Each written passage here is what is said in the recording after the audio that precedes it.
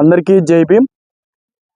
రాష్ట్ర వ్యాప్తంగా దళిత గిరిజన బడుగు బలహీన వర్గాలపైన ప్రభుత్వాలు మారినా సరే దళితుల పరిస్థితి మాత్రం మారే పరిస్థితి లేదని చెప్పి మరొక్కసారి రుజువైన సంఘటన తాడిపత్రి పట్టణ ప్రాంతంలో జరిగినటువంటి ఒక దుర్మార్గమైన చర్య వలన ఒక కుటుంబాన్ని బలి తీసుకున్నటువంటి సంఘటన అనంతపురం జిల్లా తాడిపత్రిలో చోటు చేసుకుంది. ఏదో కేవలం 1100 రూపాయలు లేదా 11,000 రూపాయల కోసం ఒక ప్రాణాన్ని బలి తీసుకున్న సంఘటన అనంతపురం జిల్లాలో చోటు చేసుకోవడం నిజంగా శోచనీయం, చాలా బాధాకరం.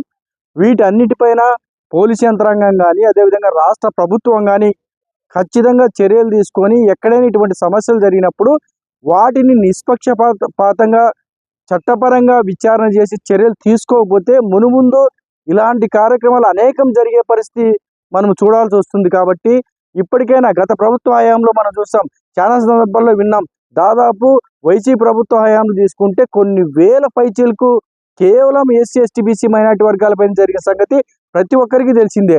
అయితే ఆ ప్రభుత్వంలో ఆ విధంగా జరగడం వల్ల అనేక మంది ఇబ్బంది పడడం వల్ల రకరకాల సమస్యల వల్ల ఆ ప్రభుత్వం మాకొద్దు, కొత్త ప్రభుత్వం వస్తే లేదా తెలుగుదేశం పార్టీ వస్తే మాకు నిజంగా న్యాయం జరుగుతుందనే ఒకే ఒక ఉద్దేశంతో దాదాపు అధిక మెజార్టీ వర్గాలు, అదేవిధంగా ఈరోజు మా దళిత గిరిజన బడుగు బలహీన వర్గాలు చెందిన అనేక ఓట్లు దండుకొని ప్రభుత్వాలు ఇంత నిర్లక్ష్యంగా వ్యవహరించడానికి నిజంగా చాలా బాధగా ఉంది ఈరోజు.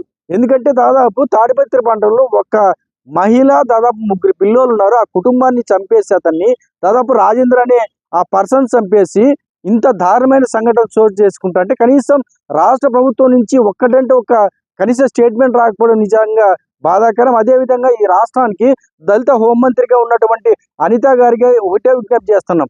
గత ప్రభుత్వ హయాంలో దళిత గిరిజన భూములు, అదేవిధంగా ఎస్సీ ఎస్టీలపై దాడులు, అప్పుడు జరిగినటువంటి కేసులు, వీటి ఎఫ్ఐఆర్ పరిస్థితి మొత్తం మరొకసారి ఎవరైతే ఈ హోమ్ మినిస్టర్గా ఉన్నటువంటి అనిత గారు తీసుకొని వాటిపైన మరొకసారి విచారణ చేయాల్సిందిగా అనిత గారికి విజ్ఞప్తి చేస్తూ, అదేవిధంగా రాష్ట్ర ప్రభుత్వం గత 5 ఏళ్ళు తీసుకుంటే ఇప్పుడు వచ్చిన ప్రభుత్వానికి ఒకటే విజ్ఞప్తి చేస్తా ఉన్నాం. లాస్ట్ 5 ఏళ్ళు కూడా దాదాపు 27 సంక్షేమ పథకాలు ఎస్సీ కార్పొరేషన్ ద్వారాగా కనీసం ఒక సంవత్సరానికి 10 నుంచి 15,000 మంది లబ్ధి పొందే అవకాశం ఉన్నటువంటి ఎస్సీ కార్పొరేషన్ ద్వారాగా రావాల్సిన నిధులంతా మళ్లించుకొని అమ్మఒడి పథకానికి మళ్లించినటువంటి జగన్మోహన్ రెడ్డి గారు కనీసం ఈ ప్రభుత్వం వచ్చిన తర్వాత కనీసం ఎస్సీ కార్పొరేషన్ నుంచి ఈ పథకాలు మేము అందజేస్తాం, ఈ టైంలో మేము అందజేస్తామని చెప్పి ఒక్కటంటే ఒక్కటి కూడా స్టేట్మెంట్ రాకపోవడం బాధాకరం. ఏదైతే గత ప్రభుత్వంలో రద్దు చేసినటువంటి 27 సంక్షేమ పథకాలు తిరిగి ప్రవేశపెట్టాలి. అదేవిధంగా ఎస్సీ జనసంఘం మొట్టమొదటి నుంచి ఒకే ఒక డిమాండ్ మీద పెద్ద ఎత్తున కూడా ఆందోళన చేశాం. ఏంటంటే అది ల్యాండ్ పర్చేస్ స్కీమ్, ఏదైతే ఎస్సీ కార్పొరేషన్ ద్వారా రావాల్సిన ల్యాండ్ పర్చేస్ స్కీమ్, ఆ స్కీమ్ ద్వారాగా ఎవరైతే అర్హత కలిగి భూమి లేకుండా కుటుంబాలకి ఎక్కడైనా ప్రభుత్వ భూమి మిగులు భూమి ఉంటే వాటి పంచాలి.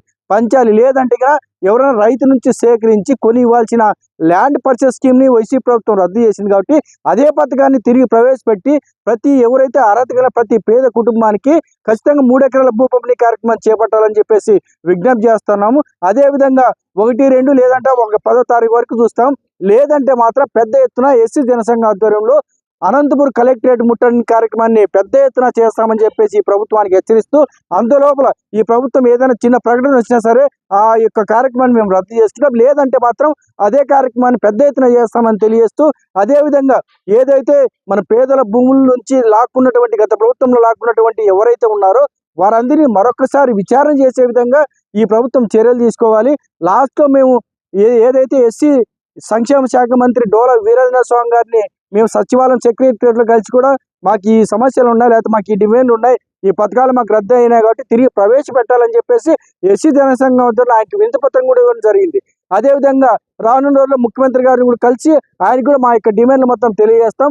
రాష్ట్ర ప్రభుత్వం ఇప్పటికైనా స్పందించి మా యొక్క ఏదైతే సమస్యలు ఉన్నాయో ఆ సమస్యల పరిష్కారానికి ప్రభుత్వం ముందుకు రావాలని చెప్పి తెలియజేస్తూ, అదేవిధంగా రాష్ట్రంలో దాదాపు 5 సంవత్సరాల కాలంగా ఎస్సీ ఎస్టీల పరిస్థితి ఎలా ఉందంటే ఎక్కడ వేసిన గొంగలు అక్కడే అన్నట్లు ఉంది. కాబట్టి వాళ్ళు తిరిగి మనమంతా కూడా ఒక తాటిపైకి రావాలంటే, లేదంటే మనమంతా కూడా రేపొద్దున భవిష్యత్తులో బాగుండాలనుకుంటే, లేదంటే ఎస్సీలంతా కూడా ఒక తాటిపైకి రావాలంటే ఖచ్చితంగా మాకు న్యాయం జరిగే విధంగా ఈ ప్రభుత్వం ముందుకు రావాలని, లేని పక్షంలో పెద్ద ఎత్తున సెప్టెంబర్ 30వ తారీఖున అనంతపురం కలెక్టరేట్ను ముట్టడిస్తానని తెలియజేస్తూ ఈ అవకాశం ప్రతి ఒక్కరికి జై భీమ్, జై హింద్.